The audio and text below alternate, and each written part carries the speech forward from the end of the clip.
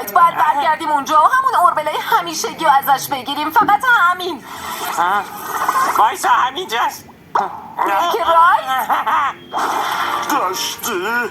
از قدم زدن تو پارک خوشت میاد؟ چون من دوست دارم. گربه دوست داری یا سگ؟ میدونم انتخاب سختیه. اگه بخوای تو قلبتو باز کنی من این همون موقعی که من و هیتر با هم بودیم و تو هم برای یخ زدن سفینه به پیپرز کمکی کردیم. وای پای هیتر رو ببین، خیلی تمرین به کرده. نظر شروع خوبی میاد. آره گوش کن رفیق، یادآوریش برات خیلی حس خوبی داره میدونم، ولی الان نمیتونیم وقتمون رو صرف گذشتمون بکنیم. میتونه خطرناک باشه و خسته کننده. فقط برای چند تا اوربل دیگه آب میوه داریم. اگه تموم بشه یعنی وقت ما هم تموم شده. اون وقت تو جایی که هستیم تا ابد گیر میکنیم. باندر میفهمی چی میگم؟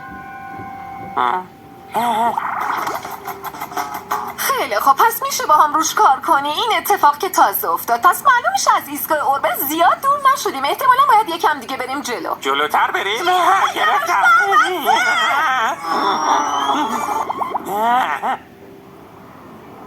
ما کجاییم؟ چه زمانی؟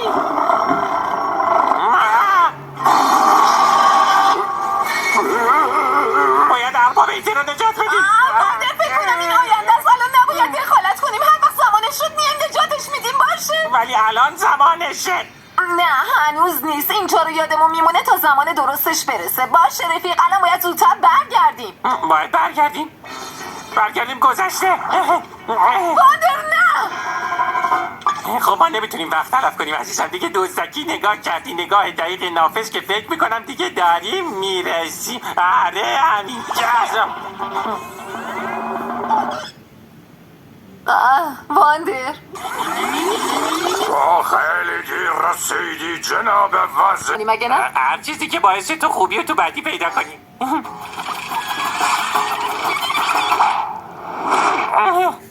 دوست ندارم تو گذشته زندگی کنم. دوست دارم برم به سمت جلو. وای نه، آخرین اوربلمونه. اگه به ایستگاه اوربل بر نگردیم هر جایی و هر موقعی که اوربل بخواد وایسه گیر میکنی. بریم تو کارش. زمان زیادی نداریم.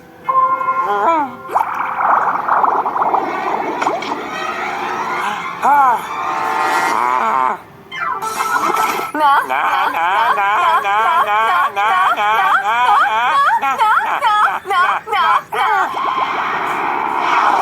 آخر دنیاست. خیلی رفتی.